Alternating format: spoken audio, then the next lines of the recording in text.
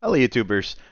This is the fourth video where we continue our journey on the engineering standard, which is basically how to design a low-level architecture to, architect your components within any piece of software. Really, it could be a desktop application, it could be a mobile application, it could be a UI component, it could be literally anything. This engineering standard, helps you apply all of these nice principles that you hear about here and there, solid principles, separation of concern this, dependency inversion or injection that. How do you take all of this and materialize it into an engineering standard that you can actually use in your day-to-day life, building software, whether you're doing it for your career, you're doing it for a job, or you're trying to achieve a higher order goal, or you want to make some impact, or you want to educate, some people about how to build properly organized test-driven software. Now, just a little reminder, because a lot of people ask me this question, said, you haven't this engineering standard, right? What about all the other things? Like someone asked me the other day, said, where does this standard come from, right? Where do you come up with these things? And, how do these things evolve? The reality of the situation is there isn't really one straightforward answer to that question, because there is innovative part, there's inspirational part, there is you work with really smart people and they inspire you and they help you, figure out particular things that makes your standard better, especially from a design standpoint. You read books, as long as you're open-minded, and you are open for inspiration, really. You're willing to measure things based on some sort of pattern that, needs to make sense. As long as you hold in your heart, that you want to make sure that the software that you develop needs to be easy for the engineers, the people that are looking at it. So your main goal is actually the engineering experience, not the product that comes out of this engineering process itself. If you focus more on that, and you make sure, of course, assuming that the engineers you're working with actually do enjoy the process of building software. We're talking about, people, software engineer, craftsmen, the people that actually enjoy the process. They just need the kind of push, kind of compass to help them navigate their way through this industry.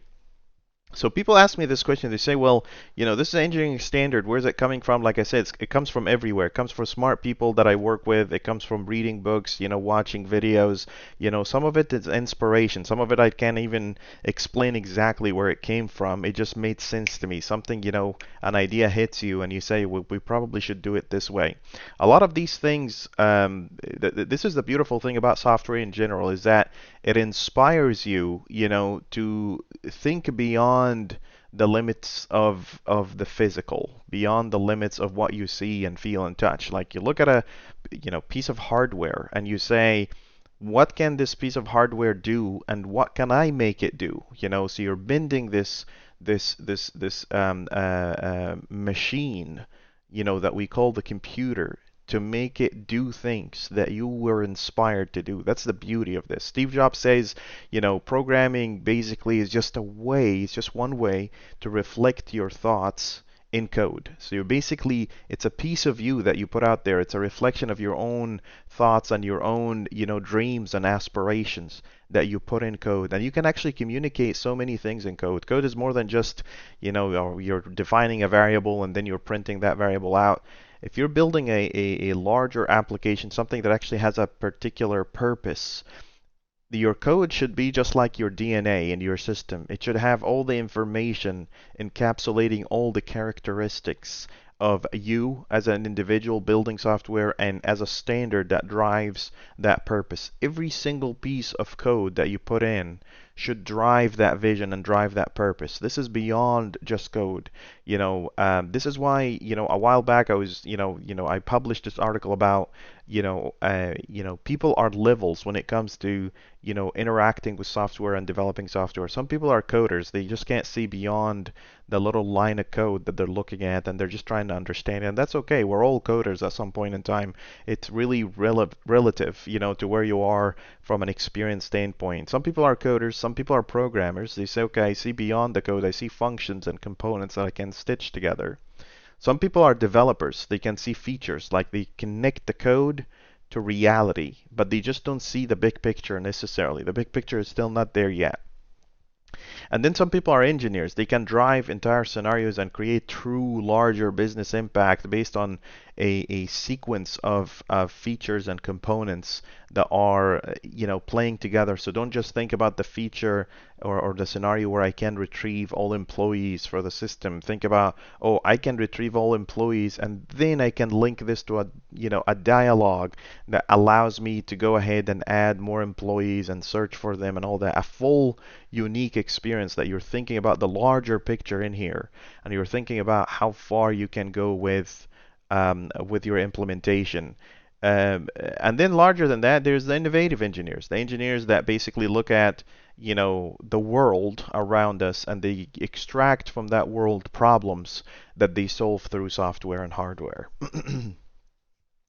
Okay, so back to what we were talking about, the engineering standard, right? There are so many standards out there. Just a reminder, my series of engineering standards, this is just us scratching the surface. This is what I call the engineering standards. It's just a low level architecture so you can design your components, right? So you can actually build software that you can test drive and all that. And along with that, this guy comes in because as I am showing you the low level architecture, I'm showing you how to write code basically.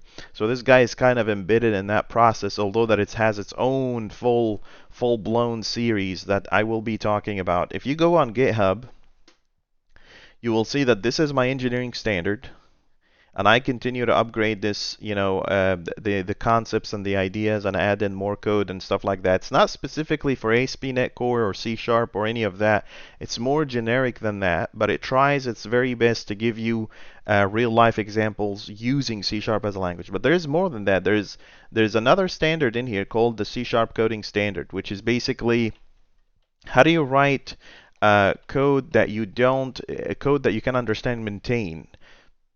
And this guy needs a little bit of work, but it has enough rules to drive proper software, right? Proper written software. It goes down to the lowest level that you can imagine. And it shows you, it doesn't tell you how to write a line of code. It tells you what are the overall generic framework that would make your code readable. These standards gives people a little bit of kind of clarity on what to do and how to do it and all that kind of stuff. And I'm going to be working more on improving this standard. It has so many different rules. See, all of these rules are coming in from real life experience. Like I'm engaged with at least every day, at least there is between 10, 15, 20 engineers that I engage with on different platforms and different spheres, really. Some people are in the open source community, some people are internal, some people are private projects, some people are just asking me questions, and some people just hang out with me. They just come in and hang out and they say, hey, let's talk about something, right? All of this is coming from this real life experience. And a lot of people like this gentleman, like Toby in here, a lot of people would come in and say, hey, we want to contribute to your engineering standard. And that's literally the whole point. The whole point is to build a standard for the engineers by the engineers, right? It's for the engineers by the engineers. A lot of people would come in and say, I want to learn about a particular piece of software. How do I go implement that, right? And it seems like my engineering standards are a good product because people take this and they go and build things with it. But let's just go back to this little solar system pattern that we have in here. This is your low-level engineering standard. This is your code standard, right? But there's so many others. There's the engineer standard. This is what I call the engineering manifesto, which is basically what are the kind of principles that you live by, that basically drives your achievement as an engineer. This has nothing to do with code specifically or architecture or how you interact with your team or any of that stuff. This is about you, the engineer standard, not the engineering standard. There's the engineer standard. There's the business standard. A lot of the people that watch my video know that I own my own little business startup, that I run my own projects. I have, multiple teams that, I work with to build, several projects, open source and proprietary.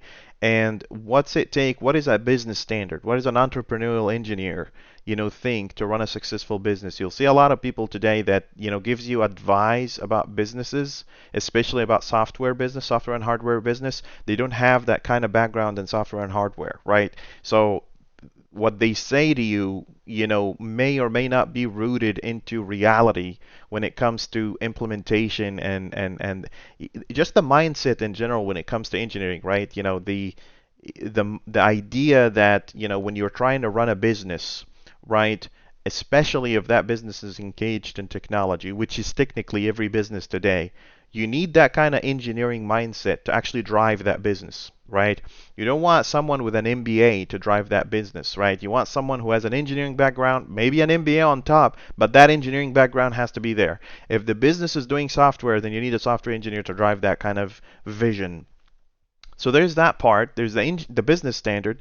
There's the team standard. How does the team, culture? How do they interact with each other? This whole that goes through many different topics like pair programming. Leave everything you have and help the team member. There is the how the team conduct themselves when it comes to tackling a larger issue. How do you go spread yourself really, really thin and then fan out and then come back in? Strategies and, management dynamics when it comes to working with teams, and how can a software team actually resemble the software architecture they develop. So you're building resilient architecture, you may as well build resilient teams that are so systematically, organized, to support each other, to help each other innovate. They have a very specific way of strategically tackling particular problems when it comes to a software team. And then there's the innovation standard. This one is tricky.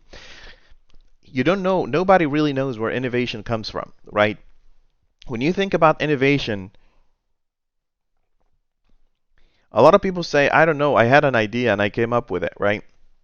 But what I can tell you here, as someone who likes to, tinker around and try to innovate things and build few things here and there, innovation actually isn't really as vague as it may be portrayed.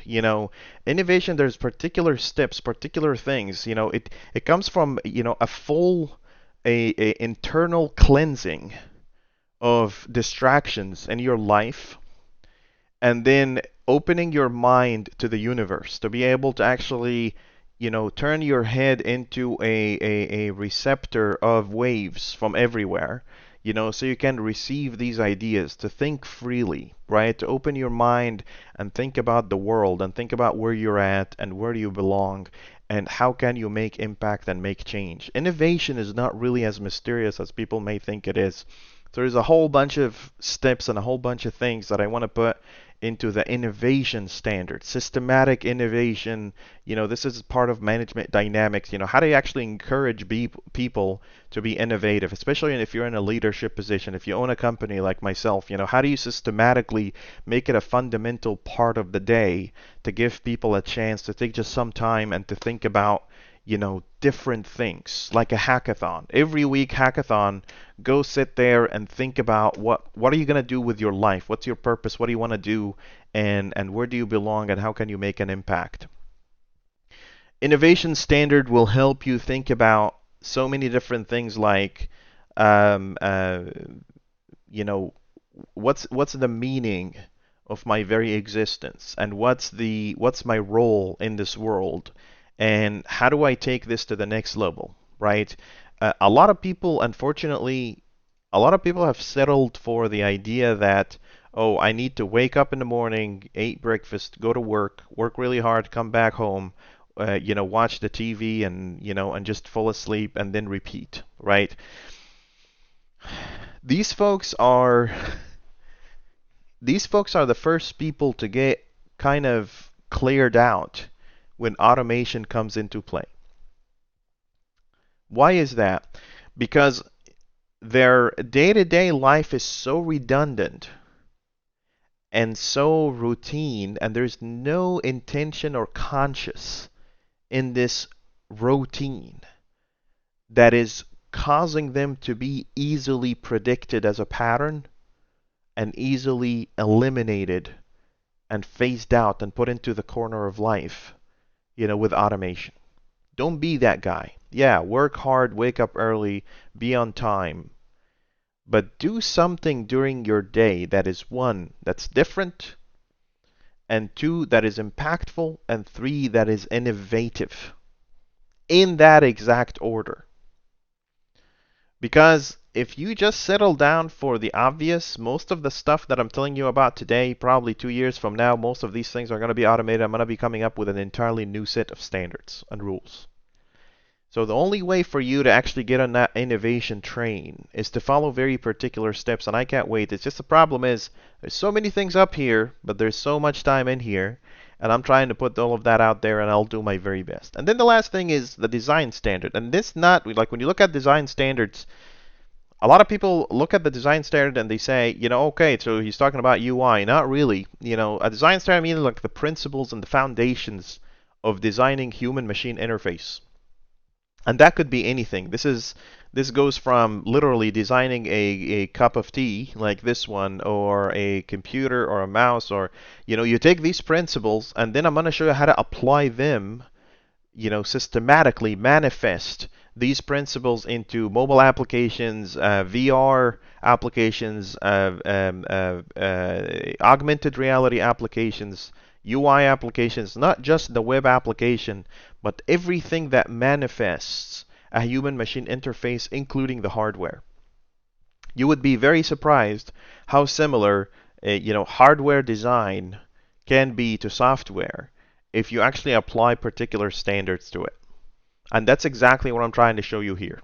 And then you're going to find a question mark in here. And this part here, I'm going to leave it to be very, very vague, as I'm going through that journey until we get to that point. Getting to that point is part of what we call self-actualization or ideation, right? You get to a point where you start realizing your place, in this world with all of these sets and tools that you have.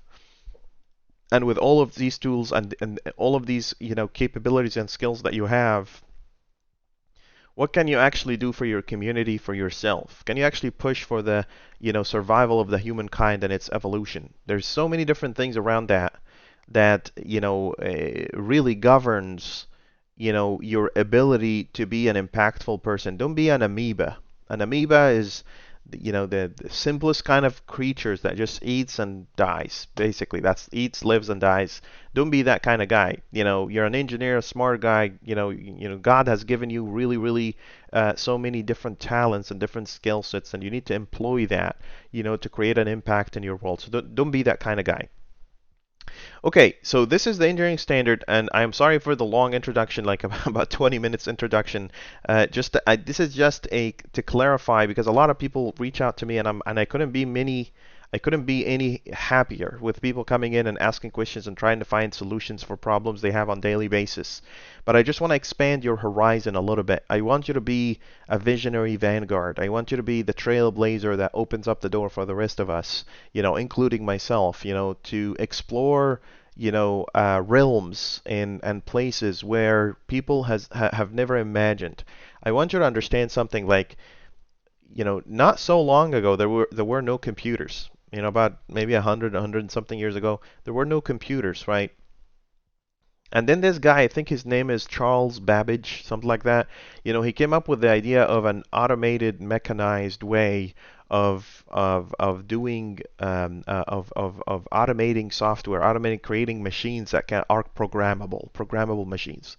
And then Ada Lovelace took his ideas and she turned them into reality.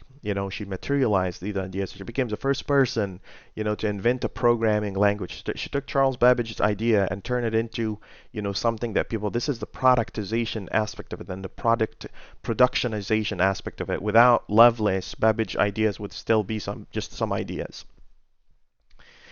But 100 years from now, and maybe a little less than that, there will be no code. Software engineering as we see it and as we visualize it today will probably cease to exist. There will be something else out there that replaces most of the machinery that we have today. There will be something else out there that doesn't require us to go and write code and create queues and app services and APIs and do all of that stuff. There will be something else out there that will ideally change um,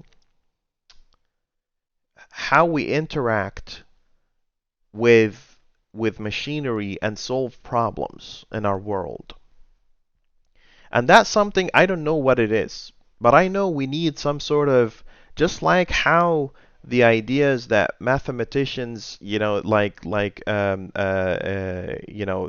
people that invented, I think his name is Muhammad al-Khawarizmi, the people that invent algorithms and al-Jabarti, people who invented, algebra algebra, and all of these different folks, their ideas still go in through the days until today, except that the way we're implementing these ideas and the way we're manifesting these principles and concepts have changed from, a punch card into a CD, or into a floppy disk, into a programming language that you can program in the cloud, and now we're going into the age of VR and AR with a completely, like, you hear a lot of people today talk about no code kind of applications, right? And that's just the beginning. There's automation, there's machine learning. There will be a lot of completely different set of ways, where we program things around us, right? Ideally, the ultimate goal is that, either, there are two stages that we can see from here. The first stage is that people will be able to program machinery around them by commands, just voice. You say, hey, create a button and put a thing in that button. Just like when you see in the Marvel movies with Tony Stark, you can put he just says things to the robot, to Jarvis, and Jarvis just makes it happen. Okay, that's one step, the command, right? And then the next step to that is the thoughts. You're programming something just by thinking it. You're programming something by simply just thinking that something, and whatever that something is, it's just a manifestation of your thoughts, right? Beyond that point, who really knows? But throughout all of this, mathematical equations and principles and standards continue to go through time. They're timeless, right? They're timeless. The things that we talk about in here, we may express it as code today, but tomorrow we will be expressing it as voice commands, and the day after we'll be expressing it as thoughts. And maybe the day after we wouldn't even need thoughts to express things. Something will be self-manifesting. I don't know where that goes, but we're talking hundreds of years from now, if my predictions are correct. So these standards are basically just principles that happen just because of the day and age that we're in today. Like if we were in the year, maybe 1885, I would be talking, and if I was alive at that time, I would be talking about these exact same principles in a completely different manifestation, a completely different fashion. So the code would be math, and all of this low-level architecture and high-level architecture will be completely different set of ways to express how machinery work, and it would be more about hardware than software. Right? And today we just have, because of the day and age that we're in today, I'm talking about it in the form of software.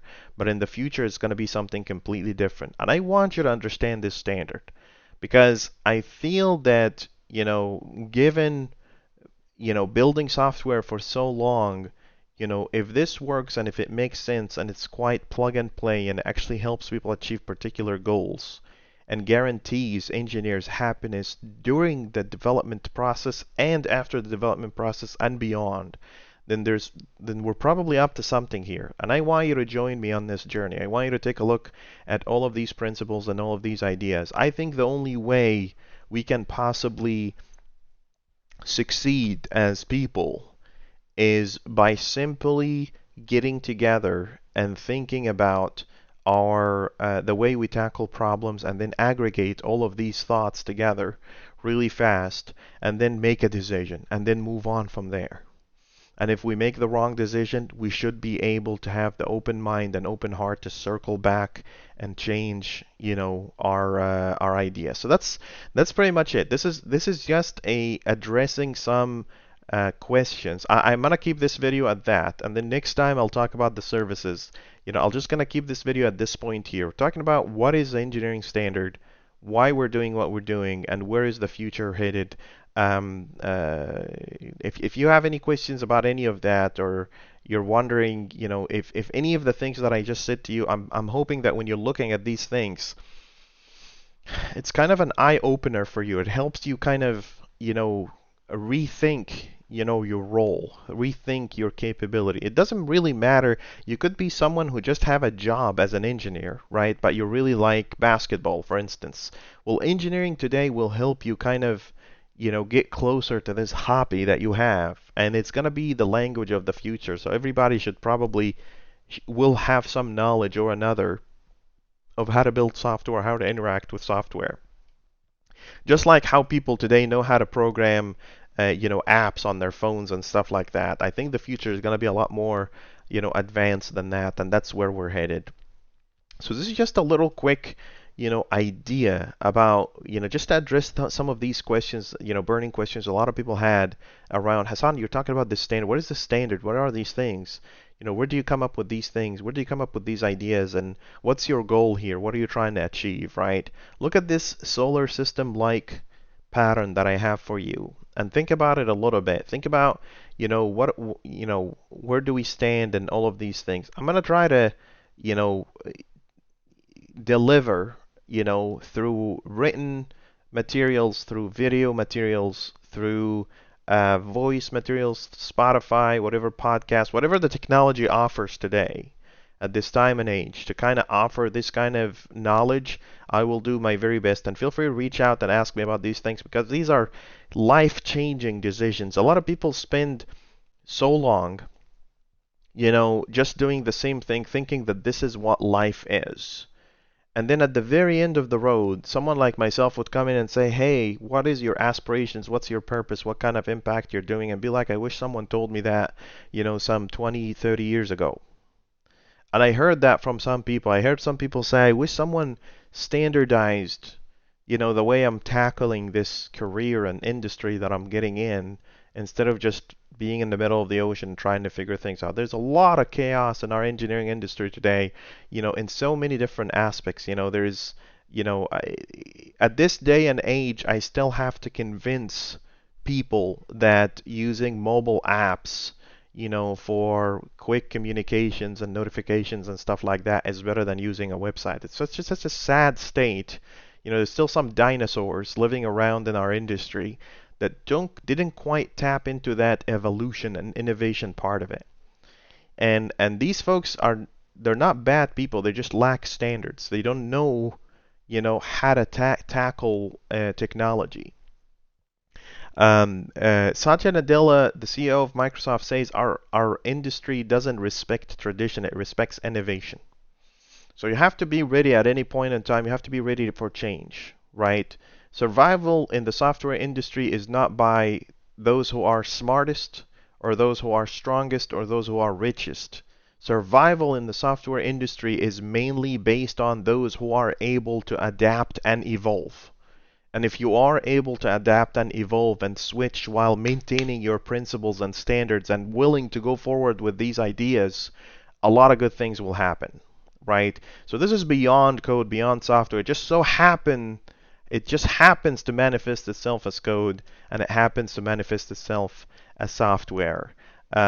I'm sorry for the 30-minute video. There isn't really specific material that I'm targeting today with this one. This one is mainly just to address some of the concerns and some of the questions that people had for me. But hopefully I'll have much more materials and much more things to offer in the next video. Thank you so much for watching, and I'll see you in another video for this standard.